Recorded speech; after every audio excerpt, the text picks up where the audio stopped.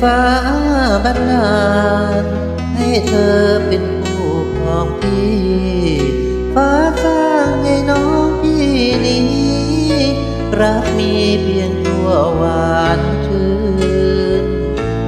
พี่แสนรักแสนห่วงและห่วงทุกคื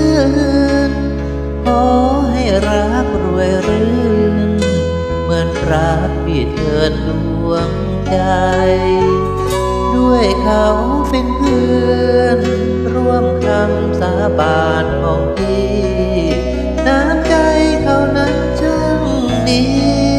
สมที่จะครองน้องได้อย่าได้คิ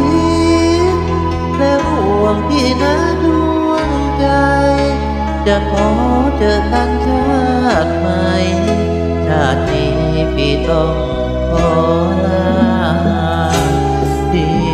มีกรรมทำไว้แต่บางก่อนจึงได้ตามมาย้อนให้พี่จากกันได้เธอทั้งสองเปรียบเหมือนดังดวงดาราทั่วแล้วที่เกี่ยวพิงฟ้าอย่าโน้มลงมาจะมองไม่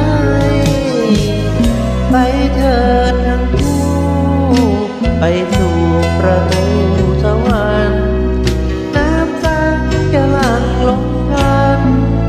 ด้วยมือพี่หลังรถให้ไปสู่